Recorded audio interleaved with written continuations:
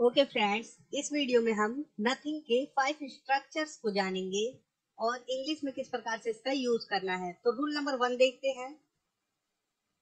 There plus is या was, अगर present में है तो इज, अगर पास्ट में है तो वॉज का यूज करेंगे। प्लस नथिंग, और नथिंग के साथ हम बट का यूज करेंगे फर्स्ट रूल में। Okay, plus object. तो देखते हैं, यहाँ तो कीचड़ के अलावा कुछ नहीं है, मतलब कीचड़ के सिवाय कुछ नहीं है, तो हम कहेंगे there is nothing but mud here. तो सबसे पहले हमने देयर का यूज किया, उसके बाद इज क्योंकि प्रेजेंट में है, उसके बाद नथिंग बट जो कि स्ट्रक्चर में आपको दिख रहा है, उसके बाद ऑब्जेक्ट मड हेयर। यहाँ तो मुसीबत ही मुसीबत है। There is nothing but problems hair.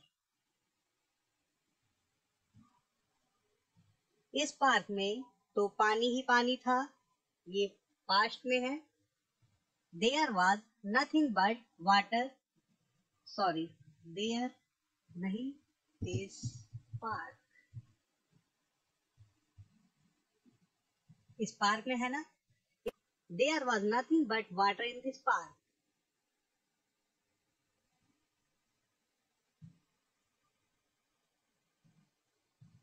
उसके जीवन में खुशियां ही खुशियां है। There is nothing but happiness in his life. अगर मेल है तो हिज, अगर फीमेल है तो हर लाइफ। ओके, तो आप लोगों ने इजी तरीके से समझ लिया कि ये इसका मतलब क्या हो रहा है। हिंदी का मतलब हो रहा है कि जैसे कि ये है, उसके जीवन में खुशियां ही खुशियां है। इसका सेंस आता है कि खुशियां के अलावा और कुछ नहीं है। ओके, जैसे इस पार्क में तो पानी ही पानी था, मतलब कि पानी के अलावा और कुछ नहीं था। ठीक है, आप लोग ट्रांसलेशन समझिए। अब सिंपली सेंटेंस को देखिए, उसके जीवन में खुशियां ही खुशियां है। There is nothing but happiness in his life. Rule number 2 की तरफ आगे बढ़ते हैं।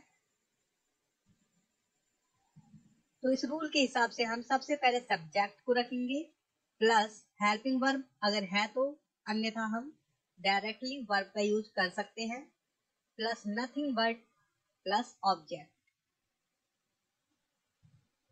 मैं पढ़ाने के अलावा कोई काम नहीं करता हूँ।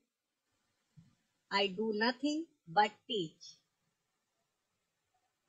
सबसे पहले हमने सब्जेक्ट जो कि आई है, मे के लिए आई का यूज होता है, उसके बाद हेल्पिंग वर्ब डू का यूज किया, उसके बाद नथिंग बट, उसके बाद टीच जो कि ऑब्जेक्ट है। वह बकवास के सिवा कुछ नहीं करता है। He does nothing but nonsense. ही के साथ डज का यूज होता है, ही सी इट या किसी नाम के साथ। ओके, ये आप लोगों को पता होगा प्रेजेंट टेंस में।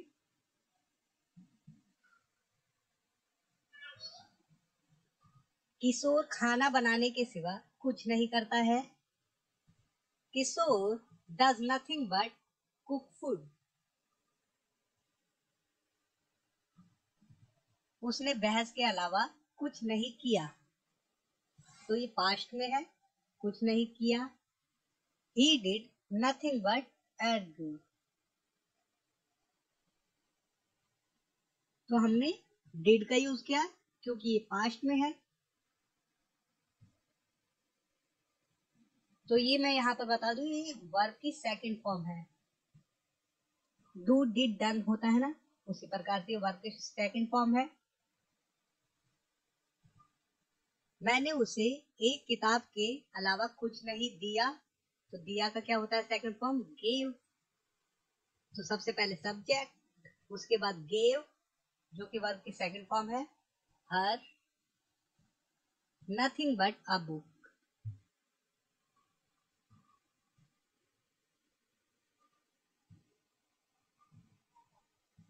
उसने पानी के अलावा कुछ नहीं पिया। सबसे पहले सब्जेक्ट ही, उसने की, ओके,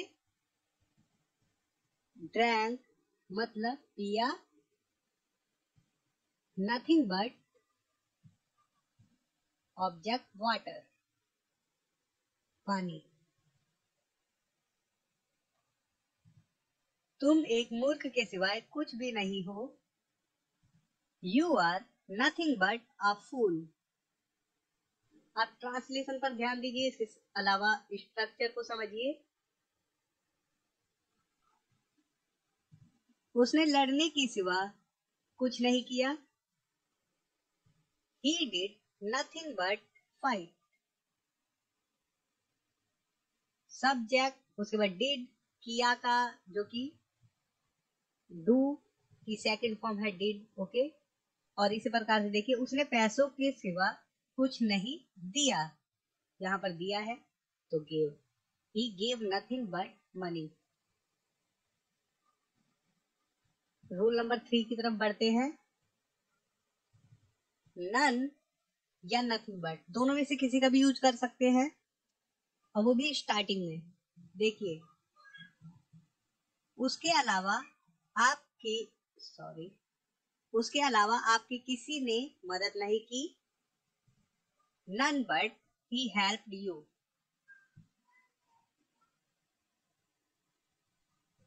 अंग्रेजी के सिवा वह कुछ नहीं बोल सकता। नथिंग बट या none but English he can speak.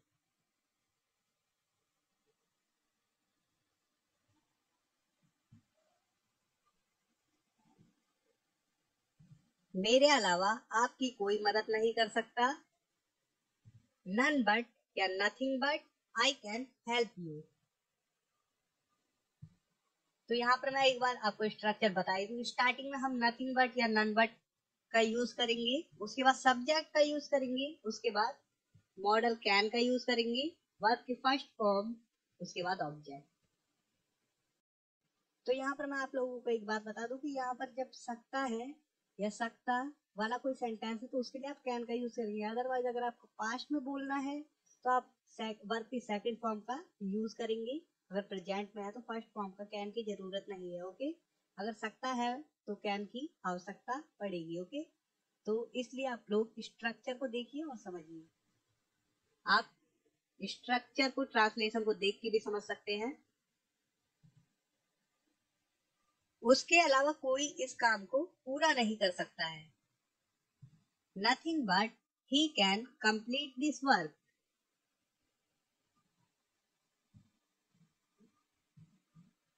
Subject plus have, has या हैड या विल हैव अगर फ्यूचर में है, plus nothing to do with, plus verb की first form plus object. Structure थोड़ा लंबा दिख रहा है जबकि है नहीं, क्योंकि ये जो है इसमें से हम किसी एक का ही यूज करेंगे, हैव का या हैज का या हैड का। अगर पास्ट में तो हैड का यूज करेंगे, अगर फ्यूचर में तो विल हैव का यूज करेंगे। प्लस ये आपको याद में रख ले, okay. Nothing to do with, ये तो आना ही आना है, वो भी एक साथ। तो देखते हैं, मेरा उससे कोई लेना देना नहीं है। इस प्रकार के वाक्य बनेंगे। I have nothing to do with her. मेरा उससे कोई लेना देना नहीं है। I have nothing to do with her. उसका मुझसे कोई लेना देना नहीं है। He has nothing to do with me. मेरा उस काम से कोई लेना देना नहीं था, पास्ट में है। I had nothing to do with that work.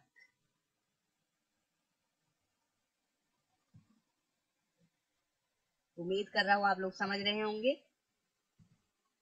उसका उस लूट से कोई लेना देना नहीं था। He had nothing to do with that robbery. उसका मेरे काम से कोई लेना देना नहीं है। He has nothing to do with my work. ये मेरा काम है, इससे तुम्हारा कोई लेना देना नहीं है। It's my work. It has nothing to do with you.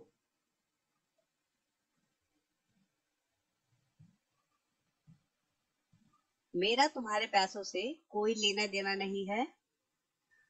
I have nothing to do with your money. और सबसे लास्ट में स्ट्रक्चर बता दूं, अगर आप लोगों को जो अभी मैंने बताया आपको ये structure nothing to do with वाला